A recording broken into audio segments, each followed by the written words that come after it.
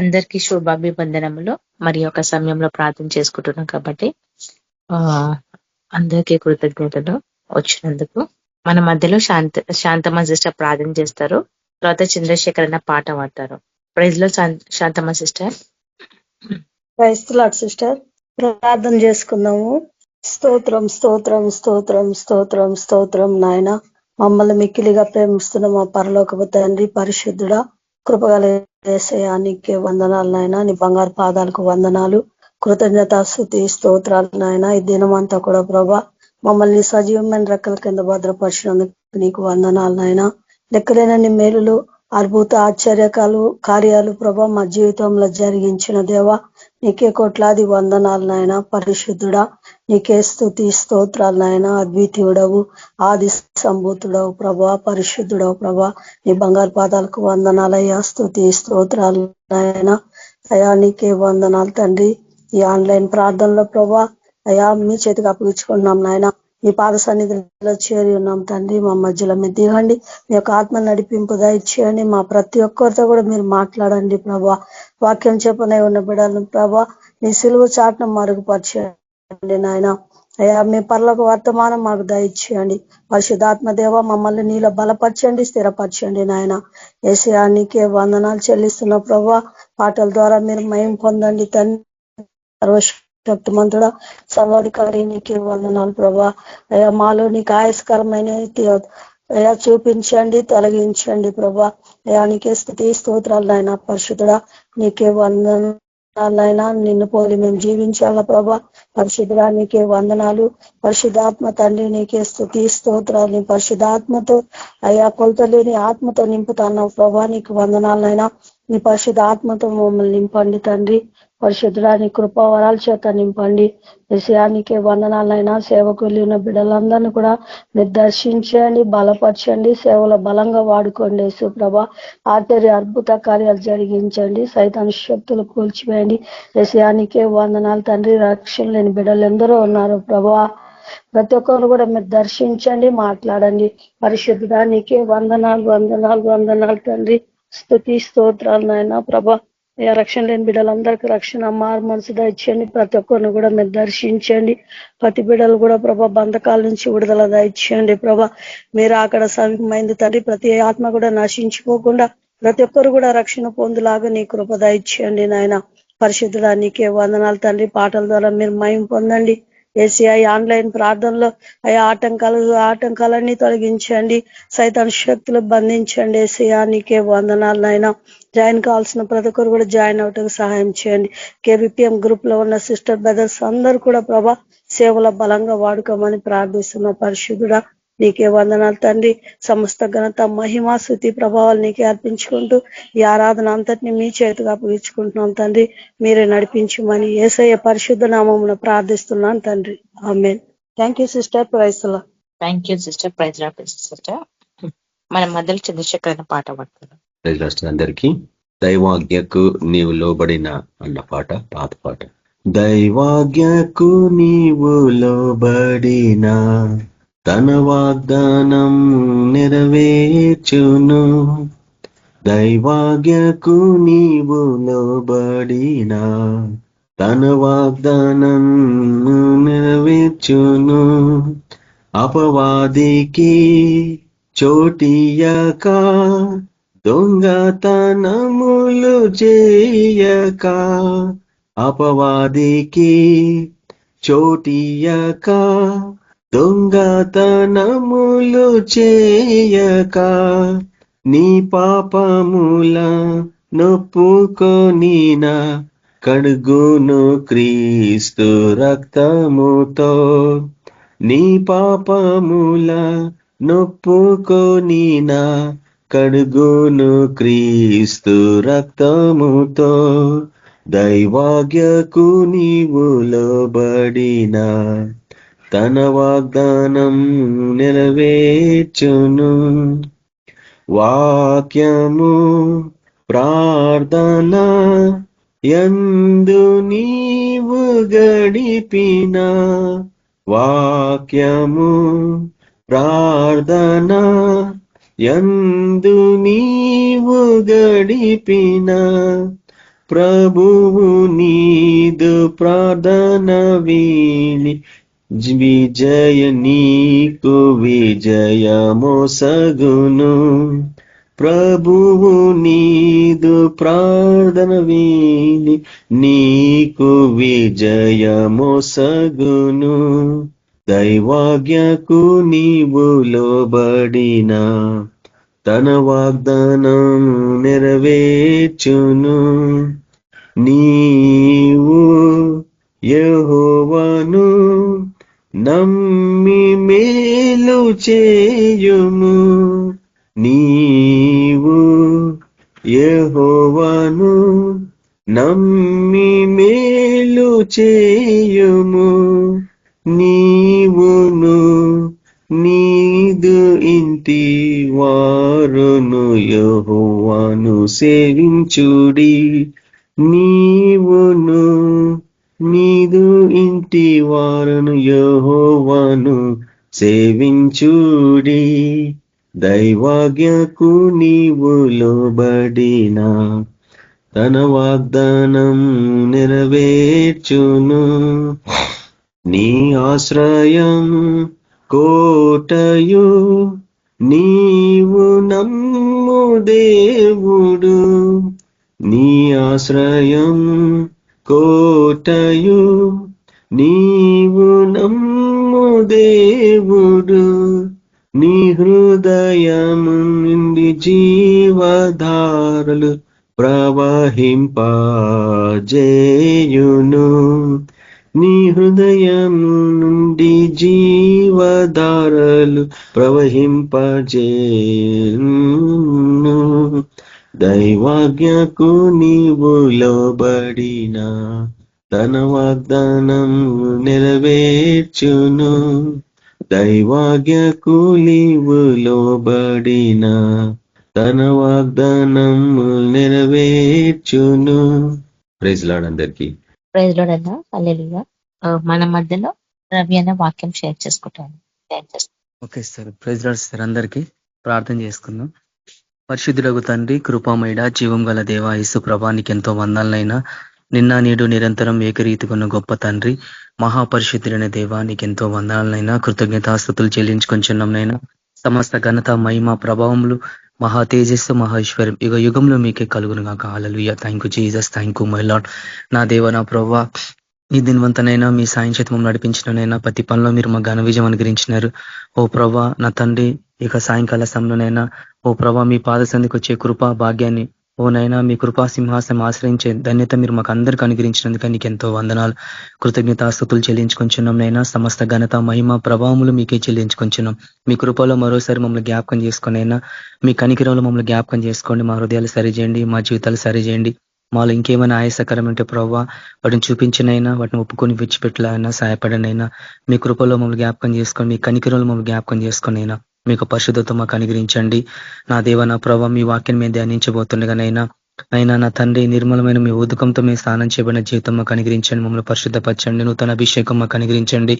పరిశుద్ధాత్మ దేవ, మీ సహాయం మాకు అనుగ్రహించి మమ్మల్ని నడిపించినైనా. వాక్యం ద్వారా ప్రభావ మమ్మల్తో మాట్లాడండి. ఆత్మీయ లోతులోకి మీరు మమ్మల్ని నడిపించి మేము ప్రార్థిష్టమైనా. ఓ దేవానికి ఎంతో వందాలైనా. మీరు అక్కడ సమీపంగా ఉంది ప్రభా. యుగ సమాప్తి చివరి అంచుకు మేము వచ్చేసినాం ప్రభా. కాబట్టి నైనా ఈ చివరి దినాలు, అంత్య దినాలలో ప్రభా, మేము ఏ రీతిగా మీ కొరకు మేము సాక్షిగా జీవించాలా ప్రభా. ఓ దేవా, మాకు మీరు బయలుపరిచిన ప్రతి వాక్యాన్ని ప్రభావ ఏ రీతిగా ప్రభావ మేము వాటిని మేము పాటించాలా, అలాంటి కృప మీరు మాకు అనుగ్రహించమని ఇష్టమైన మీ కృపలో, మీ కనికిరలో మమ్మల్ని జ్ఞాపకం చేసుకోమని ప్రాదిష్టం. మీకు పరిశుద్ధాత్మ కార్యం మీరు జరిగించమని ప్రాదిష్టమైన నైనా ప్రతి వాక్యాన్ని ప్రభావ నైనా ఏ రీతిగా మేము అవలంబించుకోవాలని మీరు మాతో మాట్లాడుతున్నారు అనేక పర్యాల నుంచి ప్రభావ. నైనా మీలో మేము సంపూర్ణంగా మేము జీవించాలైనా ప్రభావ. నైనా మీ యొక్క సహాయం మాకు అనుగ్రహించమని ప్రార్థిష్టం. అలాంటి ఆత్మీయమైన జీవితంలోకి మమ్మల్ని నడిపించండి. మేము ఏ స్థితిలో ఉన్న వాటిని మేము జ్ఞాపకం చేసుకుని అయినా ఓ ప్రభావ మీ వాక్యాలు మేము సంపూర్ణంగా మేము సాగి ముందుకు పోలాగానే మీ కృప మాకు అనుగ్రహించినైనా. బలహీనంనైనా మమ్మల్ని బలపరచండి. ఓ నాయన మాలో ఉన్నవన్నీ మీకు అప్పచెబుతున్నాం నైనా. మీలో ఉన్నవన్నీ మాకు అనుగ్రహించినైనా. మా హృదయాల్లో ప్రభావ నా తండ్రి మీ వాక్యంతో నింపబడాలని మీ కృప దయచండినైనా. ఓ ప్రభావ నా తండ్రి, నీకు ఎంతో వందనాలేసయ్యా. మీ వాక్యం ద్వారా మాతో మాట్లాడండి. మీకు పరిశుద్ధాత్మ నడిపింపు మాకు దయచేయమని ఆయన రానబెడి త్వరగా నడిపించండి. ప్రతి ఆటంకాలు కొట్టివేసి మీ మహిమార్థమే మనం నిలబెట్టి మాతో మాట్లాడమని యేసుక్రీస్తు పరిశుద్ధ నామమున ప్రార్థించున్నాం తండ్రి. ఆమేన్. యేసుక్రీస్తు పరిశుద్ధ నామమున మీకు అందరికీ శుభములు.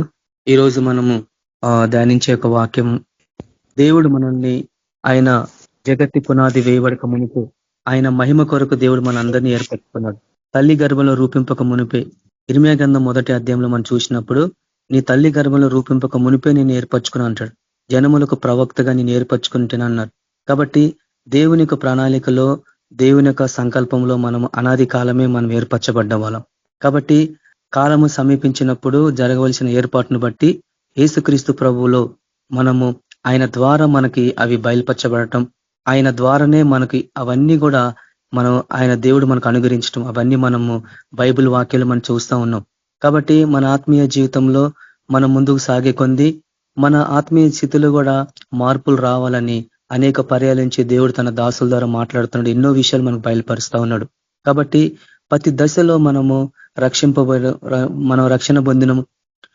ఎంతగానో ఎన్నో సంవత్సరాలు అయిపోయింది. ఎన్నో విషయాలు దేవుడు మనకు మాట్లాడిండు, బయలుపరిచిండు. కానీ కాలక్రమేణా అపోస్తలుడైన పౌలు అంటాడు, కాలమును బట్టి చూస్తే మీరు బోధకులుగా ఉండాల్సిన వాళ్ళు. కాబట్టి మూలపాఠములు మళ్ళా ఇంకొకరు మీకు బోధించవలసి వచ్చినని వాక్యం చెప్తా ఉంది. కాబట్టి క్రైస్తవ జీవితంలో మనము మూలపాఠముల స్థితిలో ఉన్నమా, లేకుంటే పాలు తాగే స్థితిలో ఉన్నామా, రొట్టె తినే స్థితిలో ఉన్నామా, మాంసం తినే స్థితిలో ఉన్నామా అనేది మనం ఒకసారి ఈ రోజు క్రైస్తవ జీవితం ఏ రీతిగా ఉందనేది మనం అర్థం చేసుకున్నప్పుడు చూడండి, ఇంకా ఆ మొదటి దశలోనే పాలు తాగే స్థితిలోనే ఈరోజు క్రైస్తవ జీవితం ఉంది. కానీ దేవుడు మన పట్ల ఉంచిన ఒక మహా ప్రణాళికలో ఇంకా ఎదగలేని స్థితిలో ఉంటుండగా ఆయన ఏ రీతిగా ఆయన పరిచర్య చేసిన ఈ లోకంలో, భూలోకంలో వచ్చినప్పుడు ఏ రీతిగా తన సేవ ఆరంభించి ఆయన ఏ రీతిగా నడుచుకున్నాడో అదే రీతిగా తన సేవకులు అపోస్తులందరూ కూడా అదే రీతిగా నడుచుకున్నారు. కాబట్టి అందుకే పేతురు గారు ఒక మాట అంటాడు, మనం క్రీస్తు అడుగుజాడల్లో మనం నడవాలా. యేసుక్రీస్తు ప్రభు ఏ రీతిగా ఈ లోకంలో ఆయన పరిచర్య చేసే దినాలలో దేవుని పట్ల ఎలాంటి భయభక్తి గలడు, ఆయన ఒక సేవకుల్లాగా ఈ లోకానికి వచ్చి దేవుని చిత్తాన్ని నెరవేర్చేలాగా, ఒక దశలో దైవ కుమారులాగా, ఒక దశలో సామాన్య మానవుల్లాగా కనిపిస్తున్నాడు ఆయన. కాబట్టి ఆ స్థితిలో మనము సువార్తలు 4 సువార్తలు మనం అన్ని చూస్తూ ఉంటాం. కానీ ఆ స్థితి ఏ రీతిగా ఉంది, ఆయన ఎట్లా కొనసాగిండు అనేది మనం అర్థం చేసుకున్నప్పుడు ఆయన ఈ లోకంలో మనవలే శోధింపబడ్డా కానీ ఆయన పాపం లేని వాడిగా పరిశుద్ధంగా జీవించిండు. ఆయన అంటే ఒక దేవుని బిడలో పాపం లేకుండా జీవించవచ్చు అని ఆయన రుజువుపరిచిండు. కాబట్టి ఆయన అన్ని శ్రమలు పొందినా కానీ ఏ రీతిగా ఆయన అన్ని శ్రమలు తట్టుకొని నిలబడి, ఆయన ఒక రహస్యం ఏంది, ప్రభు ఒక రహస్యం ఏంది, ఆయన ఒక సేవకుడిగా ఈ లోకంలో వచ్చిండు, తగ్గించుకున్నాడు, రిక్తునిగా ఉన్నాడు, దాసుని స్వరూపం ధరించుకున్నాడు. కానీ ఆయన ఒక సీక్రెట్, ఆయన ఒక రహస్యం ఏంది, అంతగా ఆయన పరిచర్య చేయడానికి కొన్ని విషయాలు మనం ఈరోజు మనము ధ్యానిస్తూ ఉంటాం. కాబట్టి ఆత్మీయ జీవితంలో మనం కొనసాగుతున్నప్పుడు ఎన్నో ఓటములు మనకు అవుతా ఉంటాయి, ఎన్నో సార్లు మనం పడిపోతూ ఉంటాం, పడే స్థితిలో ఉంటాము, ఓడిపోతూ ఉంటాము, అవిశ్వాసంలాగా ఉంటాము, దేవుని ఒక దశలో వాగ్దానం నమ్మలేని స్థితిలో ఉంటాము. అన్ని దశలలో కూడా ఆత్మీయ జీవితానికి ఈ దైవ నిందిన జీవితానికి ఓడిపోయిన జీవితానికి ఏంది వ్యత్యాసం? చూడండి, శక్తివంతమైన జీవితం అంటే దేవుల్లో ఎంత బలంగా మనం జీవించాలా, ఎంత బలమైన స్థితికి ఎదగాల అనేది జీవితము ఒక ఎత్తు అయితే, ఓటమి చెందిన జీవితం ఒక ఎత్తు. దేవుని బిడ్డలు మనం ఉంటున్నాం, ఆయన రక్షణలో మనం ఉన్నాం, ఆయన రక్తంలో కడగబడ్డ వాళ్ళం, ఆయన శక్తి సామర్థ్యాలు మనం తెలియని వాళ్ళం కాదు. కానీ దేవుని శక్తిని మనము, దేవుని యొక్క సత్యాన్ని, ఆయన వాక్యాన్ని మనం ఇంకా కూడా మన జీవితంలోకి సంపూర్ణంగా అన్వయించుకోలేని స్థితిలో ఉంటున్నాం. కాబట్టి ఎందుకనంటే దేవుడు కూడా కాలక్రమేణా ఆయన కాలంలో చూస్తే ప్రతి తరంలో, ప్రతి యుగంలో, ప్రతి స్థితిలో కూడా తన బిడ్డల్ని ఆయన కొరకు ఏర్పరచుకుంటాడు. ఒక చిన్న శేషాన్ని దేవుడు ఏర్పరచుకొని ఆయన దాచిపెట్టుకుంటూ ఉంటాడు. వారి ద్వారా తన సంకల్పాన్ని నెరవేరుస్తూ అనేకుల్ని హెచ్చరిస్తూ ఆయన నడిపిస్తూ ఉంటాడు. కాబట్టి ఆత్మీయ జీవితంలో మనం ముందు కొనసాగుతున్నప్పుడు ఎన్నో ఓటములు, ఎన్నో భయాలు మనకు అదిరవుతా ఉంటాయి కదా, శోధనలు అన్నీ అధికమవుతా ఉంటాం. కానీ మన ప్రభువు ఏ రీతిగా దాన్ని అధిగమించాడు. యేసుక్రీస్తు ప్రభువును పోలిన మనము, అపోస్తలుడైన పౌలు గారు ఏమంటే నేను క్రీస్తుని పోలి నడుచుకున్నాడు, కాబట్టి మీరు నన్ను పోలి నడుచుకోమన్నాడు. అంటే అంత బోల్డ్ గా అతను ప్రభుని వెంబడించాడు అని బైబిల్ చెప్తుంది. అంటే ఆత్మీయంగా మనం అర్థం చేసుకుంటే ఆయన లాగా జీవించినని కూడా చెప్పొచ్చు. అంటే ఆయన స్థితి, ఆయనలాగా ఆయన ఫాలో అప్ చేయకపోతే ఆ మాట పౌలు గారు చెప్పలేదు. ఈరోజు మనం చెప్పగలం అంటే మనం చెప్పలేం, నేనైతే చెప్పలేను. చూడండి, ఎందుకు ప్రభు మనకు అవన్నీ ఇస్తుందంటే దేవుని ఉద్దేశం, దేవుని సంకల్పం ప్రణాళికున్న వాళ్ళు ఆయన ఎలాంటి స్థితికి ఎదగాల అనే ఆయన కోరుతున్నాడు అనేది మనం అది గ్రహించకపోతే కొంతమంది ఒక దశకు వచ్చి ఆగిపోతారు, కొంతమంది ఒక దశకు వచ్చి ఆగిపోతారు, కొంతమంది 30% వచ్చి ఆగిపోతారు, కొంతమంది 60% వచ్చి ఆగిపోతారు, కొంతమంది 100% వచ్చి ఆగిపోతారు. కానీ ఎంత ఆగినా కానీ మనం ఆత్మీయ స్థితిలో ఉన్న కాడికి మనం చాలు అన్న ఇప్పుడు చెప్తూ ఉంటాడు కదా, ఉన్న కాడికి చాలు అని అంటే మనం అక్కడే ఉండిపోతూ ఉంటాం. కాబట్టి ఆత్మీయ జీవితంలో దేవుడు ఒక ఉన్నతమైన ఒక స్థితి మన పట్ల ఆ సంకల్పం కలిగినప్పుడు దాని అంచనాలు అంత బలంగా ఉన్నప్పుడు మనం దాన్ని అందుకోవాలనేది దేవుని చిత్తం. ఎందుకనంటే చూడండి, మన ప్రతి దశలో కూడా ఆ రీతిగానే మనము ఆలోచిస్తూ ఉంటాం కదా. కాబట్టి కొన్ని విషయాలు మనము ఈరోజు మనం చూస్తూ ఉన్నాం. చూడండి, మొదటగా చూడండి, దేవుని సేవకులు, దేవుని బిడ్డలు మనం అంతా ఆయన సేవకులమే. మన విశ్వాసం కాదు, మనం ఇంకా పాలు తాగే స్థితిలో మనం లేము, రొట్టె తినే స్థితిలో మనం లేము, బలమైన ఆహారం తినే స్థితిలో మనం ఈరోజు ఉన్నాం. ఈ బలమైన ఆహారము ఏ రీతిగా మన ఆత్మీయ స్థితిని ఏ రీతిగా తీసుకెళ్తుంది అనేది యేసుక్రీస్తు ప్రభు ఆయన సేవ పరిచయం చేసే దినాలలో ఆయన ఎలాంటి దేవుని వాక్యాన్ని ఎట్లా పాటించాడు, ఆయన వాక్యాన్ని ఆ సమయంలో ఎట్లా ఆయన సైతాన్ మీద విజయం పొంది పరిస్థితులను బట్టి ఆయన ఎట్లా దాన్ని మార్చుకున్నాడు అనేది ఈ రోజు మనం ఆ సత్యాన్ని మనం గ్రహించినప్పుడు ఎట్టి పరిస్థితుల్లో మన ఓటము మన జీవితంలో ఉండదు. నిన్న దినం ఒక వాక్యం చూస్తున్నాం, వాగ్దానాలకు మించి అంటే ఆ వాగ్దానాలు మించి ఇంకా ముందుకు వెళ్ళిపోవాలంట. అంటే వాగ్దానం ఉంది, దానికి మించి పైకి పోవాలని వాక్యం బయలుపరచబడింది. అంటే దేవుడు అంటే అది సాధ్యమా అని అంటే అది సాధ్యమనే చెప్తుంది బైబిల్. దానికి ప్రవ్వే ఉదాహరణ, మన ప్రవ్వే దానికి మూలం. చూడండి, అయితే చూడండి, ఇవన్నీ కూడా మనమంతా కూడా ఆత్మీయ యుద్ధంలో ఉన్నాము. మనం పోరాడేది మనుషులతో కాదు, శరీరులతో కాదు, ఆకాశం మన దురాత్మ సమూహంతో మనం పోరాడుతున్నాం అని మనం ఎఫెసీయులకు రాసిన పత్రిక 6వ అధ్యాయంలో మనం చూస్తాం. 10వ వచనం ఏం చెప్తుందంటే, తుదకు దేవుడిచ్చి మహాశక్తి యందు ఆయన బలవంతులై ఉండి అంటాడు. కాబట్టి ఆయన శక్తి ఏంది, ఆయన బలం ఏంది, ఆయన ఎందు ఎట్లా ఉండగలమంటే కొన్ని విషయాలు ప్రభు మనకి ఈరోజు అవి చూస్తున్నాడు. అందుకే ఇవన్నీ కూడా ఎవరి కొరకు రాయబడ్డాయి, ఎందుకొరకు రాయబడ్డావంటే ప్రతి ఒక్క దేవుని బిడల కొరకు రాయబడ్డాయి. కాబట్టి కొన్ని లోపాలు మనలో ఉండొచ్చు, వాటిని సరిదిద్దుకోవాలా. ఎందుకనంటే దేవుని బిడలో దేవుని వాక్యం బయలుపరుస్తున్నప్పుడు మన ప్రతిరోజు మనము కేబీపీఎంలో మన వాక్యం వింటూనే కదా, సిస్టర్స్ ద్వారా, బ్రదర్స్ ద్వారా దేవుడు మాట్లాడుతూ ఉంటాడు. కాబట్టి మన జీవితాలు ఎక్కడ లోపాలు ఉంటే వాటిని సరిదిద్దుకుంటూ ఉంటాము, దిద్దుకుంటూ ఉంటాము. ఎక్కడ ఉన్నాయో, ఎక్కడ మన బలహీనంగానో ఆ బలహీనత నుంచి మనం బయటకు వస్తూ ఉంటాం. ఎందుకంటే ఆయన వాక్యములో మనం బలపరచబడి ముందుకు వెళ్ళకపోతే సైతాన్ శక్తులు, సాతానుడు ఎప్పుడు కూడా మన చుట్టూ ఒక గోడలా కట్టి మనల్ని బంధించి పెడతాడు. కాబట్టి మనం ముందుకు పోనీకుండా ఎన్నో చేస్తూ ఉంటాం. వాటన్నిటి అధిగమించి మనం ముందుకు వెళ్ళినప్పుడే కానీ ఆయన ప్రణాళిక నెరవేర్చం అనేది మనం అర్థం చేసుకోవాలి. అందుకే తీతుకు రాసిన పత్రిక 1వ అధ్యాయం 1-4 వచ్చిన ఒకసారి చూసినప్పుడు ఇక్కడ వాక్యం ఏ రీతిగా ఆరంభమవుతుందంటే, దేవుడు ఏర్పరచుకున్న వారి విశ్వాసం నిమిత్తం, అంటే ఎవరైతే ఆయన ఏర్పరచుకున్న వాళ్ళ విశ్వాసం నిమిత్తం, అంటే విశ్వాసం నిమిత్తం ఎందుకు రాయబడ్డది, విశ్వాసం ద్వారానే సమస్తం మనం ముందుకు వెళ్ళగలమని చెప్తుంది. అక్కడ విశ్వాసాన్ని ఎట్లా మనం అమలు పరుచుకోవటం అంటే వాక్యం ద్వారా, మన నోటి ద్వారా ఎప్పుడైతే మనం ఉచ్చరిస్తామో, మన నోటి ద్వారా మనం ఎప్పుడైతే మనం పలుకుతామో ఆ విశ్వాసము అది పరిపూర్ణత అయ్యి అది కార్యం చేస్తానట్టు. అంటే ఆ వాక్యాన్ని విశ్వాసం ద్వారా పలికినప్పుడు ఆ విశ్వాసం యొక్క శక్తి ఏందో అనేది మనము దాన్ని గ్రహించగలుగుతాం. కాబట్టి చాలా మంది విశ్వాసం ఉంది, కానీ విశ్వాసం యొక్క శక్తి అది ఎంత ప్రభావితం అనేది చాలా మంది రుచి చూడలేరు.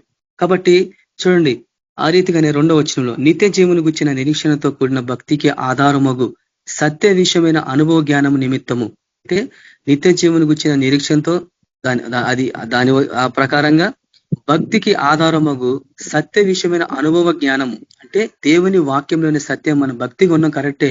ఆ భక్తికి ఆధారం కావాలంటే సత్యమైన వాక్య విషయంలో అనుభవ జ్ఞానం కలిగి ఉండాల. కాబట్టి దేవుని దాసుడును యేసుక్రీస్తు అపోస్తులైన పౌలు మనందరి విశ్వాసం విషయంలో చూడండి, మనందరి విశ్వాస విషయంలో అన్నాడు. తర్వాత నా నిజ కుమారుడు తీతుకు శుభమని చెప్పురా ఆయనది, ఆ నిత్య జీవమును అబద్ధం ఆడనేరని దేవుడి అనాది కాలమందే వాగ్దానం చేసెను. అంటే ఆ వాగ్దానం అనాది కాలమందే వాగ్దానం చేసిండు దేవుడు. కానీ ఇప్పుడు మన రక్షకుడైన దేవుని ఆజ్ఞ ప్రకారము, రక్షకుడు అంటే యేసు ప్రభు కదా, కానీ ఇక్కడ దేవుడు అని చెప్తుంటే యేసు ప్రభే దేవుడు అని ఇక్కడ స్పష్టంగా ఇక్కడ రాయబడింది. నాకు అప్పగించిన సువార్త ప్రకటన వలన తన వాక్యము యుక్త కాలమందు బయలుపరిచెను. చూడండి, యుక్త కాలమందు అంటే యుక్త కాలం అంటే ఏంది? అవసరమైన కాలం, అవసరమైన సమయంలో అది బయలుపరచబడింది. ఎప్పుడు 2026 సంవత్సరాల క్రితము పౌలుకు అది బయలుపరచబడింది. నా సువార్త ప్రకటన ద్వారా అది తన వాక్యము యుక్త కాలం ముందు బయలుపరచబడి అంటే చూడండి, ప్రతి కాలంలో కూడా ఆయన బయలుపరుస్తూనే ఉంటాడు. చూడండి, అది మన జ్ఞాపకం చేసుకోవాలి. తర్వాత 4వ వచనంకి వచ్చినప్పుడు మన తండ్రి అయిన దేవుని నుండి మన రక్షకుడు అయిన క్రీస్తు యేసు నుండి కృపయో కనికరము సమాధానం మీకు కలుగును గాక. 5వ వచనం, నేను నీకు ఆజ్ఞాపించిన ప్రకారము నీవు లోపములుగా ఉన్న వాటిని దిద్ది ప్రతి పట్టణంలోను పెద్దలను నియమించు నిమిత్తమే నేను క్రేతులో నిన్ను విడిచి వచ్చి తిని. చూడండి, తీతుకు ఆయన రాస్తా ఇవన్నీ పత్రిక కూడా ఆయన జైల్లో ఉన్నప్పుడు రాసిన పత్రికలు ఇవన్నీ కూడా. చూడండి, నేను నీకు ఆజ్ఞాపించిన ప్రకారము లోపముగా ఉన్న వాటిని దిద్ది అంటే ఎక్కడ లోపాలు ఉన్నాయో వాటిని దిద్దాలా, సరిదిద్దకు ముందు మనం సరిదిద్దుకోవాలా. తర్వాత అనేక జీవితాలను మనం సరిదిద్దాలంటే ఏంటంటే వాళ్ళ యొక్క ఆత్మీయ జ్ఞానాన్ని సరిదిద్దటం, వాళ్ళు ఏ స్థితిలో ఉన్నారో వాళ్ళకి సరిదిద్దటం. అంటే దేవుని వాక్యాన్ని ఎట్లా పాటిస్తున్నారో, దేవుని వాక్యం అంటే ఎంత ప్రభావం అనేది మనము అది చెప్పకపోతే ఎట్టి పరిస్థితుల్లో వాళ్ళ సమస్యల మీద, వాళ్ళ రోగాల మీద వాళ్ళ విజయం పొందలేరు. ఇది మనం అర్థం చేసుకోవాలా. అందుకొరకే దేవుడు మనల్ని ఇక్కడ విడిచిపెట్టిండు. ఎందుకొరకు దేవుడు మన అనేక ప్రాంతాలకు నడిపిస్తున్నానంటే కారణం అదే. వాళ్ళు ఎలాంటి లోపాలు ఉన్నాయంటే ఆత్మీయ జీవితంలో వీళ్ళు ఇంకా ఇంకొద్దిగా ఆత్మీయులు ఎదగాలంటే కొన్ని విషయాలు వాళ్ళకి అవసరం అనేది చెప్పటం, వాళ్ళ ఆత్మీయ స్థితిని సరిచేయటం. చూడండి, అందుకొరకు దేవుడు పెడుతున్నాడు. కాబట్టి మనం ఒక విషయం మనం అర్థం చేసుకోవాలి. ఏంటంటే ఆత్మీయంగా మనం అర్థం చేసుకున్నప్పుడు దేవుని వాక్యాన్ని ఆధారం చేసుకొని మనం ఏం చేయాలా, ఆ వాక్యమైన సత్యాన్ని మనం ఏం చేయాలా, అనేకులు ప్రకటించటం. చూడు, చాలా మంది దేవుడు నమ్ముకున్న బిడ్డలు ఉంటారు కదా, వాక్యం ధ్యానిస్తారు. మనం కూడా వాక్యం ధ్యానిస్తున్నాం కదా, మనం రోజంతా వాక్యం ధ్యానిస్తూ ఉంటాం. ధ్యానించినా కానీ కాబట్టి చూడండి, మనం ఎప్పుడు కూడా మనము ఆ వాక్యాన్ని పాటించలేని స్థితిలో ఉంటాం. ఒక కారణం ఏంటంటే చూడండి, మనకు తెలుసు దేవుని వాక్యం ఎంత శక్తి వల్ల తెలుసు, అయినా కానీ చూడండి వాటిని తెలుసుకోలేని స్థితిలో ఉన్నారు. కాబట్టి మనం వాక్యం చెప్పొచ్చు, వచనాలు ఎత్తి చెప్పొచ్చు, పలానా దిక్కన పలానా వచనం చెప్పొచ్చు, కానీ ఆ వాక్యంలోని సత్యాన్ని, దాంట్లో ఉన్న శక్తిని, అధికారాన్ని మనం పొందలేం. అయితే యేసు ప్రభు పరిచర్య చేసే దినాల్లో ఆయన దేవుని వాక్యాన్ని ఎట్లా వాడిండు, ఎట్లా ఏ సందర్భంలో ఆయన ఏ రీతిగా దాన్ని ప్రభావితం చేసుకున్న తన జీవితంలో ఎట్లా దాన్ని నెరవేర్చుకునేది మనం అర్థం చేసుకున్నప్పుడు చూడండి, ఆయన ఎప్పుడైతే వాక్యాన్ని ఆయన ఉచ్చరించిండో ఆయన జీవితంలో అద్భుతాలు జరిగినాయి, స్వస్థతలు దేవుడు చేసిండు అక్కడ. కాబట్టి ఆయన సముద్రం మీద నడిచిండు. కాబట్టి తుఫాను ఆయన స్వరానికి స్పందించినాయి. చూడండి, కాబట్టి అక్కడ ఒక దేవుడుగా మనం అర్థం చేసుకోవాలా, ఒక దశలో ఆయన దైవికంగా మనం అర్థం చేసుకోవాలా, ఒక సేవకులుగా మీరు అర్థం చేసుకోవాలా. కాబట్టి దేవుడు ప్రతి వాగ్దానాన్ని, ప్రతి లేఖనాన్ని కూడా ప్రభులో మనకు అనుగ్రహించబడి, అంటే యేసు ప్రభు ద్వారా మనకు అనుగ్రహించబడి, అంటే ఆల్రెడీ మనకు సర్వాధికారాలు ప్రభులో మనకు దేవుడు మనకి ఇచ్చిందని అర్థం చేసుకోవాలి. చూడండి, ఆయన చనిపోయిన వారు లేపిండు, ఎన్నో అద్భుతాలు చేసిండు కదా. అయితే యేసు ప్రభు ప్రతి వాక్యాన్ని దాన్ని ఎట్లా చేసినంట తన జీవితంలో ఆయన వాక్యాన్ని పాటించాడు. అంటే ఒక సేవా పరిచయం ఉన్న వ్యక్తి ఏ రీతిగా దేవుని వాక్యాన్ని పాటించాలా అనేది మనం అర్థం చేసుకోవాలా. ఆయన ఏసేపు మరియ కొడుకు అయినా, అంటే ఒక వడ్రంగి పనిచేసేవాడు ఆయన. అయినా కానీ చూడండి, ఆయన ఈ లోకంలో పంపబడిన నిమిత్తము ఆయన తల్లిదండ్రులకు లోబడ్డాడు, తన తండ్రికి లోబడ్డాడు, తల్లికి లోబడ్డాడు. అన్ని విధాలుగా ఆయన ఎంతో జ్ఞానంతో ఆయన ఈ లోకంలో నడుచుకున్నాడు. అయితే కాబట్టి మనం అర్థం చేసుకున్నప్పుడు ఎప్పుడైతే మనము ఆ సత్యాన్ని మనం గ్రహిస్తామో ఆత్మీయ ప్రపంచంలో మనము ఒక ఉన్నత స్థితిలో మనము నిలబడగలం. ఎందుకంటే తండ్రి అనౌన్స్మెంట్ చేసిండు ఆయన బాప్తిసం పొందంగానే, ఈయన నా ప్రియ కుమారుడు, ఈయనందు నేను ఆనందిస్తున్నాడు. మరొక చోట ఏం చెప్పిండు, ఈయన మాట మీరు వినండి అన్నాడు. అంటే సర్వ సృష్టి మొత్తం కూడా యేసు ప్రభుని ఆత్మీయ ప్రపంచంలో ఆయన అనౌన్స్మెంట్ చేసిండు అనేది మనం అర్థం చేసుకోవాలంటే, ఎప్పుడైతే మనం రక్షింపబడి దేవుని కుమారులుగా మనం అవుతామో, యేసు ప్రభు ఆయన ఏ రీతిగా తండ్రి తనను పరిచయం చేసిండో, యేసు ప్రభువే తండ్రి, ఆయనే కుమారుడు, ఆయనే పరిశుద్ధాత్మ.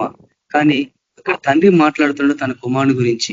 కాబట్టి మనం అర్థం చేసుకోవాలి, అది ఎట్లా మన జీవితంలో దాన్ని అర్థం చేసుకుంటాం. ఇది ఇక్కడ కొన్ని విషయాలు మనం అర్థం చేసుకుంటాం. కాబట్టి యేసు ప్రభు ప్రతి వాక్యాన్ని సైతాన్ మీద వాడాడు. ఆయన ఫస్ట్ విశ్వాసం ఇచ్చిన వాక్యం మీద, అంటే ప్రభు కూడా వాక్యాన్ని పాటించాడు అని మనం అర్థం చేసుకోవాలి. అందుకే మత్తయి సువార్త 4వ అధ్యాయంలో ఆయన శోధింపబడ్డప్పుడు 3 శోధనలు ఆయనకు వస్తాయి కదా.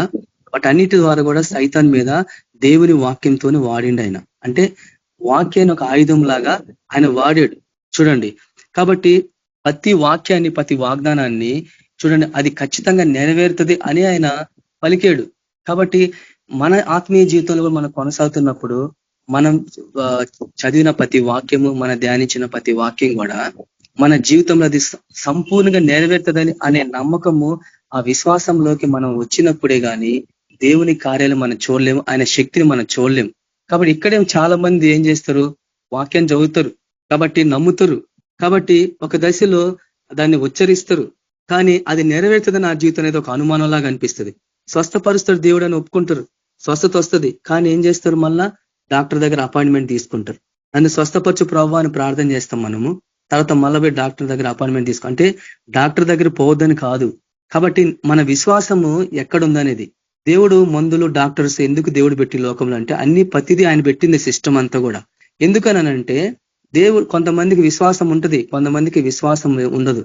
కాబట్టి వాళ్ళకి వాళ్ళ విశ్వాసం అభివృద్ధి పొందేంత వరకు వాళ్ళు ఏం చేస్తే మందుల మీద ఆధారపడతారు. కాబట్టి మందులే జీవనాధారం కాదు కదా, కాబట్టి మందులే నేను బ్రతికించవు కదా, దేవుని వాక్యం మనల్ని బతికిస్తుంది. కాబట్టి అంటే దేవుడు ఒక దశకి ఎదిగే కొంది అవి ఎందుకు దేవుడు పర్మిట్ చేస్తాడేది మనం అర్థం చేసుకో. అంటే మనం మందుల మీద ఆధారపడతామా, దేవుని మీద ఆధారపడతామా?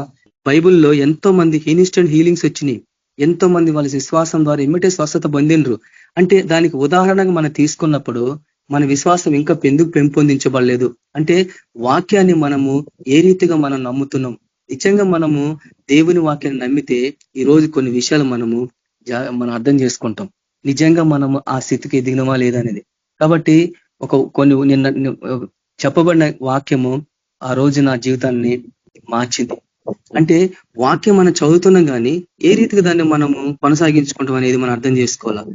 కాబట్టి గొప్పగా మన సాక్ష్యం ఇవ్వచ్చు, దేవుడు మనల్ని మన జీవితంలో చేసిన మేలు ఇవ్వచ్చు, కానీ చూడండి ఎట్లా మనం వాళ్ళు ముందుకెళ్ళాలా. చూడండి వాళ్ళు ప్లాన్ చేసుకుంటారు, పలానా చోటుకు నేను పలానా దగ్గరికి వెళ్ళాలా, అది చేయాలని చెప్పి అన్ని లోకపరమైన ప్లాన్స్ చేసుకుంటూ ఉంటారు. అది నమ్మకం, విశ్వాసం కానే కాదు. దేవుని ప్లానింగ్ ప్రకారంగా, దేవుని వాక్య ప్రకారంగా మనం నడుచుకున్నప్పుడే మన విశ్వాసం ఆరంభం అవుతూ ఉంటుంది. ఒక దశలో మనము ఈ లోకాన్ని ఆశ్రయిస్తూ, ఒక దశలో దేవుని ఆశ్రయిస్తే ఎట్టి పరిస్థితుల్లో మనము విశ్వాసం బలపడదు. విశ్వాసాన్ని, దేవుని పట్ల నమ్మకాన్ని, దేవుని వాక్యాన్ని ప్రాక్టికల్ గా మనం ఏం చేయాలా, దాన్ని ఆరంభించడం మొదలు పెట్టాలా. చూడండి ఏదైనా కానీ చూడండి, మొదట విత్తనం వేయంగానే పంట వస్తుందా? అది ఎదగాల, కాబట్టి దానికి నీళ్లు పోయాలా, తర్వాత దానికి చుట్టూ గట్టు కట్టాలా, ఎరువు వేయాలా. అది పైకి రావాలంటే తర్వాత మళ్ళీ కొన్ని క్రూర మృగాలు వస్తాయి, కొన్ని అని వస్తే దానికి సెక్యూరిటీ కావాలా, ఇన్ని దశలు ఉంటాయి, అప్పుడు కానీ అది పండు కాదన్నట్టు. ఆత్మీయ జీవితంలో కూడా అంతే. విశ్వాసం అనేది ఆరంభించినప్పుడు అది పరిపూర్ణత చెందే కొంది దాన్ని జాగ్రత్తగా మనం కాపాడుకు ముందుకెళ్ళినప్పుడు దాని ఫలం చూస్తాం అన్నట్టు. అంటే ప్రాక్టికల్ గా మనం దాన్ని కొనసాగించినప్పుడు మనలో దేవుని వాక్యం ఒక భాగంలాగా అయిపోతూ ఉంటుంది. కానీ అది ఒక విధంగా ఈ లోకపరంగా ఏం చేస్తారు, ఆచారబద్ధంగా నమ్ముతారు, తర్వాత ముందుకు వెళ్ళిపోతారు, తర్వాత మళ్ళీ అన్నిటి మీద ఈ లోకం మీద ఆధారపడుతుంది. అది ఒక విధంగా చెప్పాలంటే అది మతపరమైన దానిలాగా అనిపిస్తూ ఉంటుంది. కానీ మన ప్రభువు ఎప్పుడు కూడా అట్లా చేయలే. యేసు ప్రభు ప్రతి వాక్యాన్ని పలికినప్పుడు, దాన్ని ఉచ్చరించినప్పుడు అది ఖచ్చితంగా నెరవేరుతుందని ఆయనకి తెలుసు. అందుకు సైతాన్ మీద అక్కడ వాక్యాన్ని వాడిండు ఆయన. చూడండి మన జీవితంలో మనం కొనసాగుతున్నప్పుడు ఎప్పుడైనా మనము దుష్టుని మీద మనం ఎన్నో ఆయుధాలు ఉన్నాయి కదా, బైబిల్ అంతా ఆయుధాలే. కాబట్టి ఎన్నో ఆయుధాలు ఉన్నాయి మనకి. ప్రతి వాక్యము ఒక ఆయుధం లాగా మన హృదయంలో ఒక ఆయుధ కర్మాగారం అని ఒకటి ఉంటుంది. అంటే మన హృదయంలో దేవుని వాక్యం ఒక ఆయుధాలాగా మనం పెట్టుకోవాలా. పరిస్థితిని బట్టి, ఆ సమయాన్ని బట్టి ఆ వాక్యాన్ని మనం అది ఎప్పుడు మనకు జ్ఞాపకం చేయబడుతుంది తెలుసా? పరిశుద్ధాత్ముడు నీకు అది జ్ఞాపకం చేస్తూ ఉంటాడు. ఎప్పుడు తెలుసా? ఎప్పుడైతే మన వాక్యాన్ని చదివి దాన్ని మన హృదయంలో భద్రపరుచుకున్నప్పుడు ఒక ఆయుధంలాగా అయిపోతుంది, నీలో ఒక ఆయుధంలాగా అయిపోతుంది. పరిస్థితులను బట్టి దుష్టుడు వేసే ప్రతి ఎత్తుగళ్ళకి, ప్రతి వాడి ప్రణాళికలన్నిటికీ వ్యతిరేక నిలబడ్డప్పుడు, అప్పుడు ఆ ఆయుధం నువ్వు వాడినప్పుడు సైతాన్ శక్తులన్నీ కూలిపోతూ ఉంటాయి. అది దేవుని ఆత్మ నీకు అవి జ్ఞాపకం చేస్తూ ఉంటాడు. నింపుకుంటే కదా, దేవుని వాక్యం మన హృదయంలో నింపుకున్నప్పుడే అవి బయలుపరచబడతా ఉంటాయి. ఎప్పుడో కొన్ని సంవత్సరాల క్రితం చెప్పిన వాక్యము ఆ టైంకి నీకు జ్ఞాపకానికి వచ్చి నువ్వు సైతాన్ మీద దాన్ని వాడుతున్నావంటే ఎప్పుడో నువ్వు దాన్ని నీ హృదయంలో ఆ వాక్యం నువ్వు జమ చేసి పెట్టుకున్నావు. ఆ టయానికి దేవుని ఆత్మ అది నీకు పరిశుద్ధాత్మ అవి మనకు జ్ఞాపకం చేస్తూ శత్రు మీద విజయం పొందుతున్నారు. యేసు ప్రభు చేసింది అదే. కాబట్టి ప్రతి దశలో కూడా, ఎందుకంటే మనం పోరాడేది మనుషులు కాదు, దురాత్మ సమూహంతో మనకు తెలుసు. చూడండి తర్వాత చూడండి, ఆ రీతిగానే ఆయన ఎప్పుడు కూడా ఆయనకు అనుమానం రాలే. యేసు ప్రభుకి ఎప్పుడు కూడా అనుమానం రాలే. ఇప్పుడు మన ఈ వాక్యాన్ని మనం ఎట్లా అర్థం చేసుకున్నప్పుడు, యేసు ప్రభుని, మన ప్రభుని ఒక సేవకులాగా మనము కొంతసేపు మనము మన హృదయంలో అనుకోవాలా. ఆయన సేవకుడే, సేవ చేయనీకి వచ్చిండు ఆయన. మన ప్రభు ఒక మాదిరి చూపించడానికి కూడా వచ్చిండు ఆయన. కానీ ఒక మాదిరికరమైన వ్యక్తి, ఒక దేవుని సేవకుడు మాదిరి చూపిస్తే ఎలా ఉంటది అన్నప్పుడు, మనం కూడా ఆ మాదిరిని పాటిస్తే మన ఆత్మీయ స్థితి ఎట్లా ఉంటది అనేది అర్థం చేసుకున్నప్పుడే ఈ వాక్యం గ్రహించండి. ఆయన ఎప్పుడూ సందేహం లేదు. చూడండి, ఆయన నీటి మీద నడిచాడు. సముద్రం మీద శిష్యుల దగ్గరికి వెళ్ళటానికి ఆయన దగ్గరికి వెళ్ళి నడిచినప్పుడు చూడండి, ఆయన దేంతో కూడా సంభాషించలేదు. అది సాధ్యమవుతుందో లేదో కూడా ఆయన సందేహించలేదు. అది సాధ్యం అవుతుంది అనేది ఆయన నీటి మీద నడిచిండు.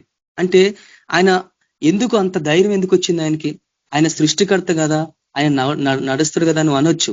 ఆయన సృష్టికర్తే, కానీ నీళ్ళ మీద నడుచుకుంటూ వెళ్ళిండంటే ఆయనకి ఎలాంటి సందేహం లేదు. ఎందుకంటే దేవుని నమ్మిన వాళ్ళకి ఎలాంటి సందేహం ఉండదు. విశ్వసించేవాడు కలవరపడడు అని వాక్యం ఉంది. కాబట్టి మన కలవరము, భయము వస్తుందంటే మనం ఇంకా ఆయన వాక్యాన్ని ఇంకా సంపూర్ణంగా మనము దాన్ని నమ్మలేదన్నట్టు. ఎక్కడో మనలో ఒక సందేహము అలాంటిది మనకి వస్తూ ఉంది. కాబట్టి చూడండి, పేతురు వైపు ఆయన వెళ్తున్నప్పుడు ఏం జరిగింది? ప్రభు మునిగిపోయిందా? మునిగిపోలే. చూడండి, ఇక్కడ పేతురున్నాడు, ప్రభు ఉన్నాడు. కాబట్టి మనం అర్థం చేసుకోవాలి ఏంటంటే, విశ్వాసం ద్వారా ఎప్పుడైతే మనము సంపూర్ణంగా మనము ప్రభు మీద ఆధారపడతామో, మనం నమ్ముతామో, ఆ విశ్వాసమే మన జీవితాలని పునాదిలాగా మనం నిలబెడతాం. అందుకే హెబెలు రాసిన పత్రికలో మనం చూసినప్పుడు మన ప్రభు ఆయన ఏ రీతిగా కనిపిస్తూ ఉంటాడు కదా, ఏ రీతిగా ఉంటాడు ఆయన? హెబెలు రాసిన పత్రిక 1వ అధ్యాయం 3వ వచనంలో ఆయన దేవుని యొక్క తేజస్సును, ఆయన తత్వం యొక్క మూర్తి మంతమునై ఉండి తన మహత్తు గల మాటల చేత సమస్తం నిర్వహించుచు పాపముల విషయంలో శుద్ధీకరణం తానే చేసి దేవదూతల కంటే ఎంత శ్రేష్టమైన నామ పొందినో వారికంటే అంత శ్రేష్ఠుడై ఉన్నతమైన లోకంలో ఆయన మహామహుడై ఉన్నాడు. దేవుని కుడిపార్శ్వన కూర్చున్నాడు. అంటే యేసుక్రీస్తు ప్రభువు ఆయన ఈ లోకంలోకి వచ్చినప్పుడు దేవుని యొక్క ప్రతిబింబం, అంటే దేవుని యొక్క స్వరూపం. ఆయన దేవుని యొక్క స్వరూపం, ఆయన ఆ దేవుని యొక్క ప్రతిబింబం. ఆయన చూస్తే తండ్రిని చూసినట్టే అన్నాడు. కాబట్టి మనము కూడా దేవుని స్వరూపం అంటే ప్రతి వాగ్దానము, ప్రతి లేఖనము మనల్లో యేసు ప్రభు ద్వారా అది సంపూర్ణమైంది. మన జీవితంలో మనం ఆ రీతిగా మనం అర్థం చేసుకున్నప్పుడే, మన జీవితంలో ఆ రీతిగా మనం పాటించినప్పుడే దేవుని పట్ల మనము శూరకార్యాలు చేయగలము. ఆయన వాక్యంలో మన సంపూర్ణంగా ఆయనలో మనం ప్రవేశించగలం. చూడండి, ఆయన శక్తి చేత, ఆయన మాట చేత సమస్తాన్ని చేయగలడు. కాబట్టి ఒక విషయం మనం అర్థం చేసుకోవాలా. యేసుక్రీస్తు ప్రభు ఒక సందర్భంలో శాస్త్రుల పరిశీలనతో మాట్లాడుతూ ఉంటాడు. ఆయన ఏం మాట్లాడుతాడంటే, కీర్తన గ్రంథంలో ఉంటుంది వాక్యం, 82వ కీర్తన 6వ వచనంలో, మీరు దైవములనియు మీరందరూ సర్వోన్నతుని కుమారులని నేనే సెలవిచ్చి ఉన్నాను అంటాడు. ప్రభు ఏమంటాడు సువార్తల్లో? దేవుని వాక్యం ఎవరి యొద్దకు వచ్చిన వారే దైవములు అంటాడు. దేవుని వాక్యం ఎద్దకు వచ్చినప్పుడు ఆ వాక్యం నేను దైవికంగా ఆయన దైవత్వాన్ని పొందుకునేలాగా మారుస్తుంది. అట్లా మనం స్వీకరించగలమా దేవుని వాక్యాన్ని? మీరు దైవములు అంటే మీరు కూడా దేవుడు అని చెప్తుంది అక్కడ విధంగా చెప్పాలంటే. అంటే దేవుని కుమారులు అంటే ఆయన దైవత్వాన్ని ధరించుకున్న వాళ్ళంటే యేసు ప్రభు యొక్క ప్రతిబింబం, తండ్రి యొక్క ప్రతిబింబం యేసు ప్రభు, అంటే దేవుని యొక్క ప్రతిబింబం యేసు ప్రభు అయినప్పుడు ఆయన ప్రతిరూపం మనం కూడా. యేసు ప్రభు ద్వారా తండ్రి మనకు అలాంటి ఆధిక్యత ఇచ్చిండు. ఆయన కుమారులాగా మనం ఎప్పుడైతే ఆయన ఎందు విశ్వాసం ఉంచినామో మనం ఆయన కుమారులాగా స్వీకరించబడ్డం యేసుక్రీస్తు ప్రభు ద్వారా. అలాంటి ఆధిక్యత తండ్రి మనకు అనుగ్రహించిండు ఆయన కుమారుని ద్వారా. ఈ రోజు మనము ఆయనను తండ్రి అని పిలుస్తున్నాం. అంటే నువ్వు కుమారుడు, కుమార్తెవు అంటే ఆయన స్వరూపం, ఆయన దైవత్వాన్ని ధరించుకున్న వాళ్ళం. అంటే ఎప్పుడైతే ఆయన దైవత్వం ఎప్పుడు వస్తుందంటే అంటే ఆయనలో మనం ప్రవేశించినప్పుడు, ఆయనలో ఏకమైనప్పుడే. ఎట్లా ఏకమవుతాం మనం అంటే ఆయన వాక్యం ఆ విధంగా మనం నమ్మితే. యేసుక్రీస్తు ప్రభు ఏ రీతిగా ఆయన దేవుని వాక్యాన్ని ఆయన నమ్మి దాన్ని ఎట్లయితే ఆరంభించి అద్భుతాలు చేసిండో, దేవుని మహింపచ్చిండ్రో, అదే మన జీవితాలలో కూడా ఆ రీతి ఉండాల. అందుకే వాక్యం ఏం చెప్తుంది? మీరు దైవములని చెప్తుంది వాక్యం. అంటే మీరు దేవుళ్ళని చెప్తుంది. ఒక విధంగా చెప్పాలంటే దేవుని కుమారులని చెప్తుంది. సర్వోన్నతుని కుమారులు అని నేనే సెలవిచ్చినట్టు ఆయన చెప్తుంది. మీరు సర్వోన్నతుని కుమారులు అంటే యేసు ప్రభు ద్వారా దేవుని కుమారులుగా మనము స్వీకరించబడ్డాం. చూడండి, అంత గొప్ప ధన్యత దేవుడు ఇచ్చిండు. కాబట్టి ఆయన దేవుడు చెప్పింది ఏంది, ఆయన నిజమని ఎప్పుడైతే మనం నమ్ముతామో ఆత్మీయ నియమాలు ప్రకృతి నియమాల కంటే గొప్పవి. మనం ఎప్పుడు కూడా ప్రకృతి సంబంధంగా చూస్తూ ఉంటాం కదా, అది ఎట్లయితుంది, అది సాధ్యమవుతుందా, అది అవుతుందా, ఇది అవుతుందా మనం అంటూ ఉంటాం కదా. కానీ ఆత్మీయమైన నియమం అనేది చాలా గొప్పదంట.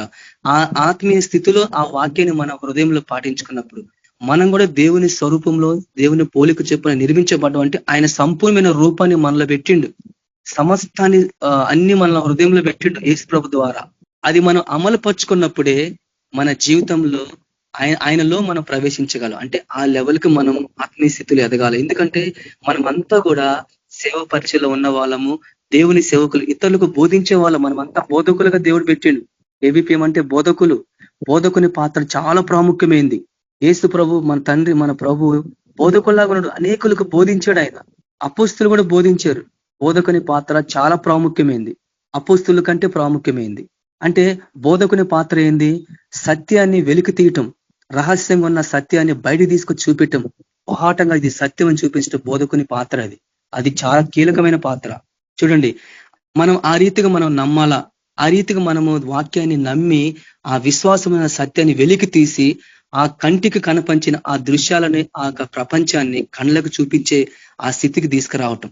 ఆత్మీయ స్థితిలో ఆ విధంగా మనం పోవాలంటే ఎంతగా మనము ఆయన వాక్యంలో మనం బలపడాలనేది ప్రభు మనకు అది జ్ఞాపకం చేస్తుండు.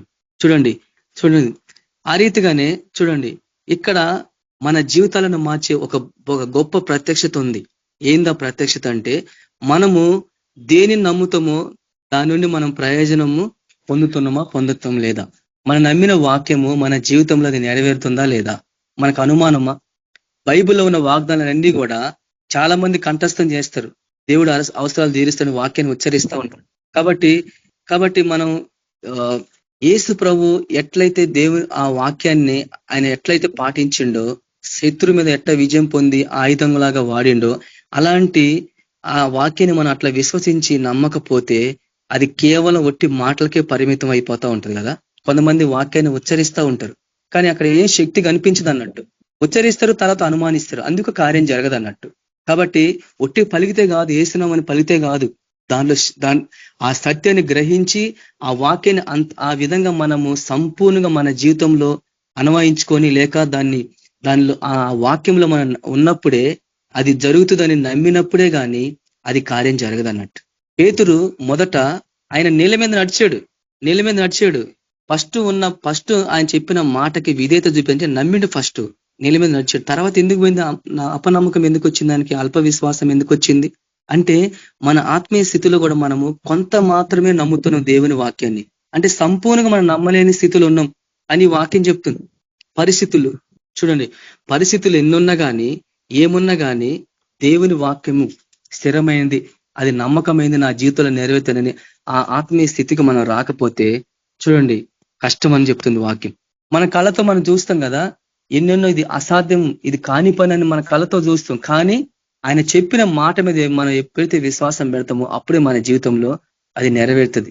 ఆయన వాగ్దానము చేసిన వాడు నమ్మదగిన వాడని వాక్యం. వాగ్దానం చేసిన వాడు నమ్మదగిన వాడు కనుక మనం ఒప్పుకునేది నిశ్చలంగా పట్టుకుందామని ఉంది వాక్యం హెబ్రీయులకు రాసిన పత్రికలో.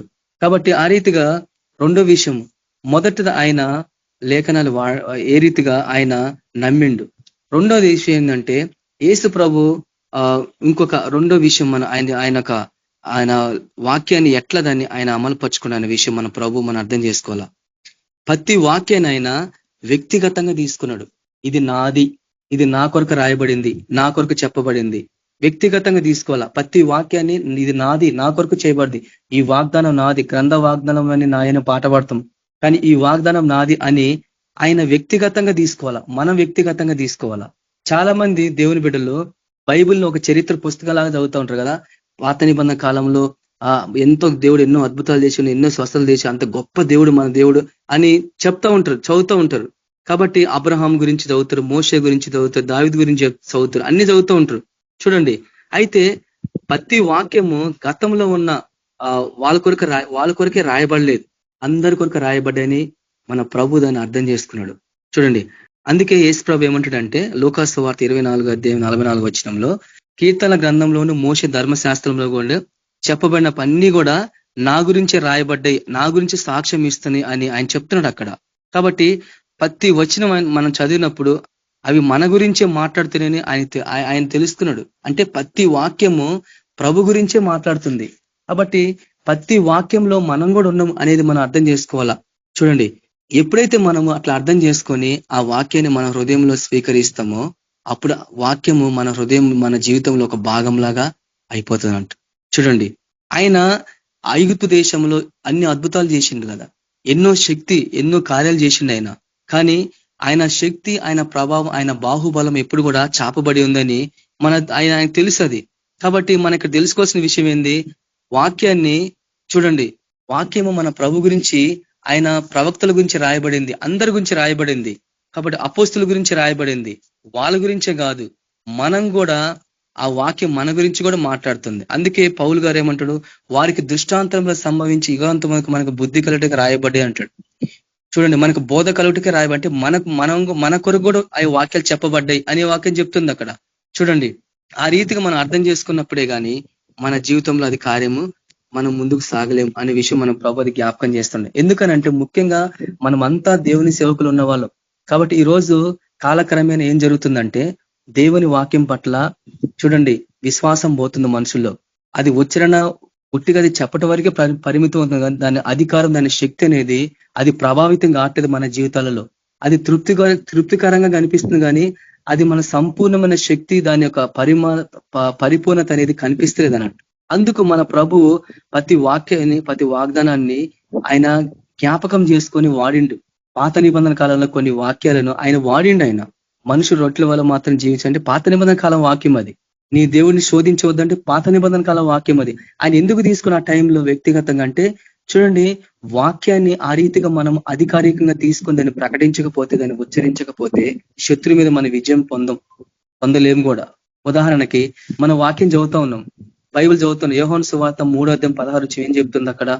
దేవుడు లోకమును ఎంతో ప్రేమించినను వాక్యం, ఆయన అద్వితీయ కుమారుని పుట్టినందు విశ్వాసం నుంచి ప్రతివాడు నశింపక నిత్య జీవం పొందిన వాక్యం సెలవిస్తూ ఉంది. కాబట్టి చూడండి, అది దేవుడు లోకంలో ఎంతో ప్రేమించంటే, లోకం అన్నప్పుడు మనుషులు కదా, అందరిని ప్రేమించాడు, అందరూ ఆయన కుమారులుగా స్వీకరించు, అందరూ ఆయన రక్షణ పొందాలని ఉంది. అయితే అక్కడ మనం ఏం చేయాలా? మన పేరు పెట్టుకోవాలా. ప్రతి వాక్యంలో మన పేరు ఉండాలి అక్కడ. అంటే ఆ పేరు ప్లేస్ లో మన పేరు ఉండాలా.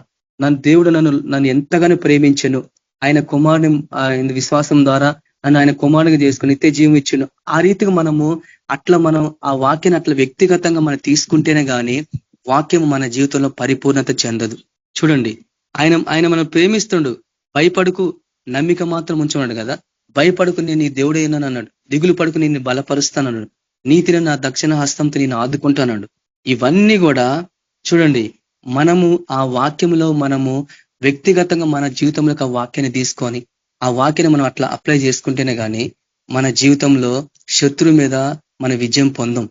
మన ప్రభు ఈ లోకంలో ఉన్నప్పుడు ఆయన వాక్యం ద్వారానే ఆయన సైతాన్ మీద విజయం పొందింది, లేఖనాల ద్వారానే ఆయన విజయం పొందింది. ఎందుకు అంతగా లేఖనాలు ఆయన అట్లా అంతగా ఆయన ధ్యానించుంటాడు? కాబట్టి వాక్యం ఎంత ప్రభావితమైందో అనేది మనం అర్థం చేసుకోవచ్చు.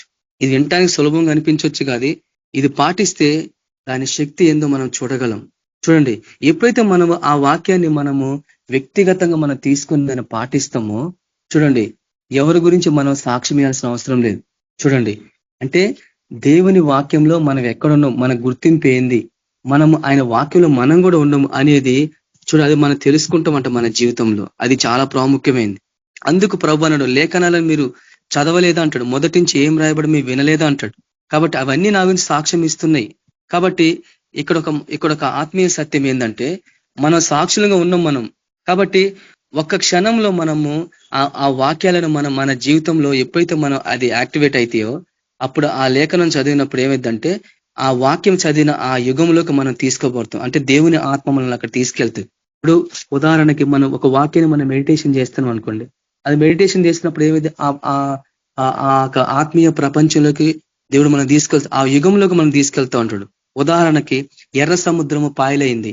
ఆ వాక్యని మనం చదువుతున్నప్పుడు ఎర్ర సముద్రం దగ్గర నువ్వు నిలబడుతున్నావు, అది ఎట్లా పాయలైతే మనం చూడగలం అని ఆ రీతిగా మనము వాక్యాన్ని అట్లా మనం వ్యక్తిగతంగా అట్లా మనం తీసుకున్నప్పుడే గాని ఆ వాక్యం మన జీవితంలో నెరవేరదు, మన విశ్వాసం ఇంకా బలపడదు.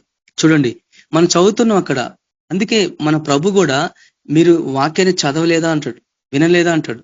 అంటే ఆయన ఉచ్చరింపు ఎట్లా ఉంది, ఆయన ఏ రీతిగా వాక్య లేఖనాన్ని వాడిండు. ఈ రోజు క్రైస్తవ జీవితంలో మనం ఎట్లా ఆయనలాగా మనము వాక్యాన్ని మనం ఆ రీతిగా శత్రువు మీద మనం వాడగలుగుతున్నాం అనేది మనం ఇక్కడ మనం అర్థం చేసుకోవాల్సిన విషయం. ఎప్పుడైతే మనం ఆ రీతిగా మన వ్యక్తిగతంగా మనం ఆ వాక్యాన్ని తీసుకొని అందులో మనం ఎప్పుడైతే మనం నానబడతామో అప్పుడు ఆ ఎర్ర సముద్రం పాలిసినప్పుడు కళ్ళు మనం ప్రార్థన చేస్తుంటే ఆ యుగం ఆ తరంలో ఎప్పుడు ఏ స్థితిలో జరిగిందో, ఏ కాలంలో జరిగిందో ఆ కాలంలోకి మనం దేవుని ఆత్మ తీసుకెళ్తుందంట. ఇది ఖచ్చితంగా ఇది సత్యం. ఇది మన ప్రభు రూపాంతరం పొందినప్పుడు మోషే యొక్క కాలం నుంచి ఏలియా యొక్క కాలం నుంచి రాలేదా ఆయన రూపాంతరం పొందినప్పుడు? అంటే ఇది సాధ్యమని చెప్తుంది. అంటే ఆయన ఆ లెవెల్లో మన ప్రభు మనకు అవన్నీ శిష్యులకి అవన్నీ ఎందుకు ఆయన దైవత్వాన్ని ప్రత్యక్షపరుచుకుంటున్నాడు, ఎందుకు ఇవన్నీ చెప్తుందంటే దేవుని ఆయన బిడ్డలు కూడా ఆ రీతిగా ఆయన లాగా మనం ఎదగాలని ఒక మాదిరి ప్రభు మనకు అది చూపిస్తా ఉన్నాడు. చూడండి యేసు ప్రభు మృతుల నుండి ఆయన లేచినప్పుడు చూడండి మనం చదువుతాం కదా, ఆయన మృతుల నుండి 3వ దినం తిరిగి లేచినని. మనం కూడా ఆయనతో పాటు లేపబడ్డాం కదా. ఆయన కూడా ఎట్లా మరణించిండో, సమాధి చేయబడ్డాడో, తిరిగి 3వ దినం తిరిగి లేచిండో, మనం కూడా అట్లనే లేచినాం. చూడండి అందుకు మనము ప్రతి వాక్యాన్ని మన జీవితంలో ఒక భాగంలాగా మనం చేసుకునేంత వరకు దాని శక్తి మనం ఎప్పుడు కూడా పొందలేం. అప్పుడే కానీ దాని శక్తి మనం సంపూర్ణతలో మనం పొందగలం. ఇంకొకటి 3వ విషయం ఏంటంటే ఆయన లేఖనాలని కంఠస్థం చేశాను. అంటే ప్రతి లేఖనాలు మనం ఏం చేయాలి, కంఠస్థం చేయాలా. చేయటమే కాదు, అది ఎక్కడుందో, ఏ అధ్యాయంలో ఉందో, ఏ వచనం ఉందో కూడా మనము అది అర్థం చేసుకోవాలంట. చూడండి ద్వితీయోపదేశ కాండంలో మీ దేవుని శోధించవద్దని అక్కడ రాయబడి ఉంది అక్కడ. కాబట్టి ఆయన ఖచ్చితంగా ఆ వాక్యాన్ని సైతాను ఆయన శోధించేటప్పుడు నీ దేవుడనే ప్రభును శోధింపవలదని ఆయన ఆ ద్వితీయోపదేశం కాండంలో వాక్యాన్ని తీసుకొని ఆయన మన ప్రభు సైతాన్ మీద ఆయన వాడిన ఒక ఆయుధం లాగా. అంటే ఆ క్షణం ఆయనకు జ్ఞాపకానికి వచ్చిందంటే వాక్యం చదువుతున్నప్పుడు కూడా మనం కంఠస్థం చేసుకోవాలంటే మన మైండ్ లో, మన హృదయంలో, మన తలంపుల ఆలోచనలో అది నిమిడి ఉండాలని చెప్తుంది. ఆ సమయానికి ఒక ఆయుధం లాగా పరిశుద్ధాత్ముడు అది నీకు అనుగ్రహిస్తాడు. అప్పుడు నువ్వు శత్రు మీద విజయం పొందుతావు. మనం ఎప్పుడైతే నోటి ద్వారా అది పలుకుతామో అప్పుడు కార్యం జరుగుతుంది. పరిశుద్ధాత్ముడు అక్కడ కార్యం చేస్తాడు అన్నట్టు. అప్పుడు దుష్ట శక్తులన్నీ కూలిపోతాయి. చూడండి కాబట్టి మన ప్రభు కూడా అవన్నీ ఆయన వాక్యాన్ని వాడిందా లేదా, అది పాయింట్ అక్కడ. ఆయన వాక్యం పట్ల ఎంత ఆసక్తి కలిగి దేవుని వాక్యాన్ని సందర్భాలలో ఎట్లా తన పరిచర్యలో వాడి విజయం పొందిండో, ఈ రోజు కూడా మనం ఆయన ఎట్లా అన్వయించుకున్నాడో, వాక్యాన్ని లేఖనాన్ని ఎట్లా ఆయన చేసిండో అదే ప్రకారంగా మనం కూడా చేస్తే దేవుని కార్యాలు, విశేషమైన అద్భుత కార్యాలు మనం చూస్తాం. ఇంకా మనం స్ట్రైట్ గా చెప్పాలంటే మత్తయి సువార్త 4 సువార్తల్లో కూడా ఆయన పరిచర్య ఆరంభించిన కాలం నుంచి యోహాను సువార్త వరకు ఆయన 4 సువార్తల్లో ఎట్లాంటి పరిచర్య చేసిండు, ఆయన మనుషులతో ఎట్లా మాట్లాడిండు, ఏ రీతిగా మాట్లాడని అర్థం చేసుకున్నప్పుడు మనం సంపూర్ణంగా మనం దాన్ని గ్రహించగలం. చూడండి అది ఎక్కడుందో ఆయన తెలుసు, అది ఏం చెప్తుందో కూడా ఆయన తెలుసు. కాబట్టి ఆయన ఆ వాక్యాన్ని తన హృదయంలో భద్రపరుచుకున్నాడు, తన నోట్లో స్థిరంగా పెట్టిండు. అప్పుడు ఆయన ఉచ్చరించినప్పుడు సైతాను ఓడిపోయిండు. వాడు 3 సార్లు వాడు ఆయన శోధించిండు ఆయన్ని, కానీ 3 సార్లు ఆయన వాక్యం ద్వారా ఆయన ఉచ్చరించిండు. అందుకే దావీదు కీర్తనలో మనం చూస్తాం కదా, దేవా నీకు విరోధంగా నేను పాపం చేయకున్నట్లు నీ వాక్యము నా హృదయంలో ఉంచి తిని. అంటే దేవుని వాక్యం మన హృదయంలో ఉంటే మనం పాపం చేయమంట. అందుకు వాక్యాన్ని మన హృదయంలో పెట్టుకోవాలి. దాని అర్థం ఏంది, వాక్యాన్ని నిల్వ చేసుకోవటం అంటే స్టోర్ చేసుకోవడం, మన హృదయంలో భద్రపరచుకోవటం. చూడండి కాబట్టి భద్రపరుచుకుంటే అదొక నిధిలాగా, అంటే ఒక ఆయుధాలాగా. కాబట్టి వాక్యాన్ని మనం ఆ రీతిగా మనము మన హృదయంలో భద్రపరచుకోవాలా అనే విషయం ప్రభువు మనకు జ్ఞాపకం చేయబడుతుంది. చూడండి ఎప్పుడైతే మనము వాక్యాన్ని మన హృదయంలో భద్రపరుచుకుంటామో ఆ టైంలో దేవుని ఆత్మ అక్కడ మనకు అవి ఆ వాక్యం మనకి జ్ఞాపకం చేస్తూ ఉంటాడు. చూడండి చాలా మంది దేవుని బిడ్డలు చాలా మంది కంఠస్థం చేస్తారు, వచనాలు ఉంటాయి, తర్వాత మళ్ళీ ఏం చేస్తారు, కొంతకాలానికి ఏం చేస్తామంటే దాన్ని ఆ కంఠస్థం చేయటము, ఆ వాక్యాన్ని ధ్యానించడం మర్చిపోతూ ఉంటాం. ఎందుకంటే చివరికి ఒక దశకు వచ్చే స్టార్టింగ్ లో మనం అట్లనే చేసినాం, వాక్యాన్ని అట్లనే వాడినాం. కొంతకాలానికి ఏమైంది, మొత్తానికి అది మొత్తం మాయమైపోయింది అన్నట్టు. కాబట్టి ఆయన చూస్తూ ఊరుకోడు. కాబట్టి తిరిగి మనకు అవన్నీ జ్ఞాపకం చేస్తూ ఉంటాడు. దాన్నే దిద్దుబాటు అంటారు. చూడండి నిన్నటిదైనా ఒక ప్రేయర్ మీటింగ్ లో దేవుడు మాట్లాడాడు కొన్ని విషయాలు, నాకు అప్పుడు జ్ఞాపకానికి వచ్చింది. అంటే ఒకప్పుడు మనం చేసినాం కానీ మర్చిపోయాము కొంతకాలానికి అని దేవుడు తిరిగి మళ్ళీ అది జ్ఞాపకం చేస్తా ఉన్నాడు. ఎందుకంటే ఒకప్పుడు మనము టక్కున ఎక్కడ వాక్యం టక్కుని చెప్పేటోళ్ళం, అంటే ఆ వచనాలతో సహా చెప్పేటోళ్ళు. ఇప్పుడు ఈ రోజు ఎందుకు జ్ఞాపకానికి రాకపోయిందంటే మనం ఆ రీతిగా వాక్యంలో ఇంకా మనం వ్యక్తిగతంగా తీసుకోలేదు, ఆ వాక్యాన్ని మా రీతిగా మన జీవితాలు అమలుపరచుకోలేదు, మన హృదయంలో భద్రపరచుకోలేదు. చూడండి, ఏది పరిశుద్ధాత్ముడు ఎట్లా జ్ఞాపకం చేస్తాడు, ఇది మనం చదవకుండా ఎట్లయినా జ్ఞాపకం చేస్తాడు. చదివినప్పుడే మన హృదయంలో భద్రపరిచినప్పుడు దేవుని ఆత్మ అవి బయలుపరుస్తూ ఉంటాడు, ఆయనలోని తీసుకొని మనకు చెప్తా ఉంటాడు. మనం చదవకపోతే ఎట్టి పరిస్థితుల్లో ఆయన కూడా ఏం చేయలేడు. కాబట్టి చివరిగా నేను వాక్యాన్ని ముగిస్తున్నాను.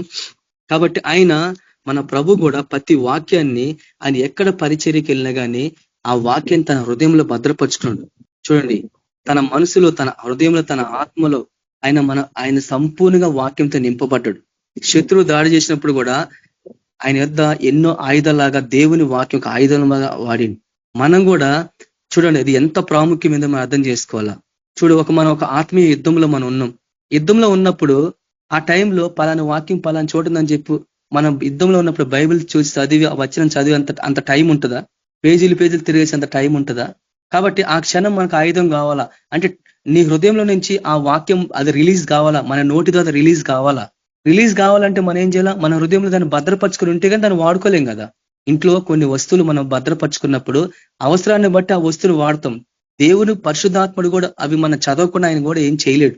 నా మీద అభిషేకం ఉంది, నాకు అన్ని వస్తే ఆ టైంలో దేవుడే బయలుపరుస్తారు కదంటే అట్లేం జరగదు. అట్లా మన హృదయంలో దేవుని వాక్యం ఉంటేనే పరిశుద్ధాత్ముడు అక్కడ కార్యం చేస్తాడు.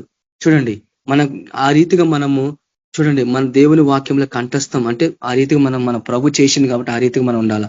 మన జ్ఞాపక శక్తి, మన ఆత్మీయ కర్మగారం అంటే మన ఆత్మీయ స్థితి, మన జ్ఞాపక శక్తి అంటే మన హృదయంలో, మన తలంపుల ఆలోచన సమస్తంలో దేవుని వాక్యం ఉండాలా అనేది మనకి జ్ఞాపకం చేస్తున్నాడు. చూడండి, మనం ఎంత ఎక్కువగా మన దేవుని వాక్యంలో మనం బలపడి ఆయన హృదయంలో ఉంటే అంత ఎక్కువ ఆయుధాలు మన హృదయంలో ఉంటాయి. కాబట్టి శత్రు వేసే ప్రతిది కూడా మనము విజయం పొందగలం. ఆత్మలైన కటకం ధరించుకోగలం, సర్వాంజ కవచం ధరించుకోగలం. అన్నిటి కూడా ఆయుధాలు అవన్నీ కూడా. అప్పుడు కానీ శత్రు మీద మన విజయం పొందాం. కాబట్టి చివరిగా చూడండి, చివరిది 4వ విషయం ఏంటంటే ప్రతి వాక్యాన్ని ఆయన జీవితాన్ని, ఆయన ప్రతి పరిస్థితులకు ఆయన తన చుట్టూ ఉన్న వాళ్ళందరి కోసం, తన పరిచయం ఉన్న వాళ్ళ కోసం ప్రతి వాక్యాన్ని ఆ టైంలో ఆయన అమలుపరిచిండు. ఆయన అరణ్యంలో శోధింపబడ్డప్పుడు ఆయన వాక్యాన్ని వాడిండు. దయ్యాలు వెలగొట్టినప్పుడు వాక్యాన్ని వాడిండు. నీటి మీద నడిచినప్పుడు ఆయన వాక్యాన్ని వాడిండు. అన్ని ఆయన వాక్యాన్ని వాడిండు. చూడండి, ప్రతిది కూడా ఆయన కొరకు రాయబడింది, మన కొరకు కూడా రాయబడింది కదా. వాక్యంలో మనం ఉన్నాం. గ్రంథపు చుట్టూలో నేను ఉన్నానన్న దావీదురాజు. మనం ఆయన వాక్యంలో మనం ఎప్పుడైతే ఆ రీతి మనం అర్థం చేసుకున్నప్పుడే మన ఆత్మీయ జీవితము ఉన్నతమైన స్థితికి దేవుడు మనల్ని నడిపిస్తాడు. ఎందుకనంటే ఆ రీతిగా మనము ఆయన వాక్యాన్ని మనం ఆ రీతిగా కంఠస్థం చేయాలా.